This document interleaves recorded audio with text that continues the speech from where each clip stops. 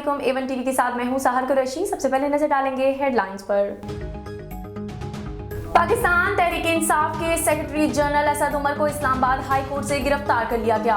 रहनुमा PTI असद उमर और Shah Mahmood Qureshi Islamabad high court में एक दरख्वास्त लेकर गए थे जिसमें उन्होंने इस्तता की थी इन्हें इमरान खान से मिलने नहीं दिया जा रहा। असद उमर ये दरख्वास्त लेकर चीफ जस्टिस के कमरा अदालत की तरफ गए, जहां से बाहर निकलने पर इस्लामाबाद पुलिस के anti terrorist squad Asad Umar को गिरफ्तार करके रवाना हो गई।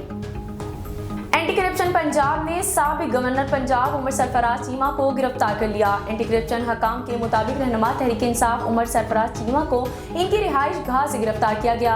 उमर सरफराज चीमा पर बतौर गवर्नर इख्तियारात का गलत इस्तेमाल करते हुए फैमिली रजिस्ट्रेशन सर्टिफिकेट में जाल साजी से अपनी बहन को हिस्सा दिलवाने का इल्जाम है।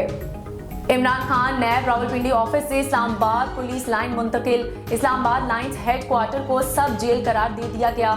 गेट हाउस को अदालत का दर्जा दे दिया गया। एहतसाब अदालत और जुडिशल मजिस्ट्रेट कोर्ट का दर्जा देने का भी नोटिफिकेशन जारी कर दिया गया।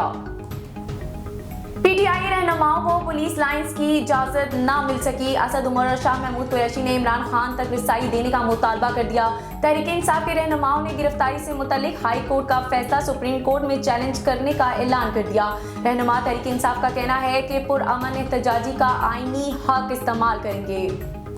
और आपको बताएं, PTI रहनुमा शाह महमूद कुरैशी का कहना है कि अवाम पुरअमन एहतजाज जारी रखें, कानून को हाथ में ना लें। पूरे मुल्क में इज़्तिराब की कैफियत है, हमने मामलात को दानिशमंदी के साथ आगे चलाना है।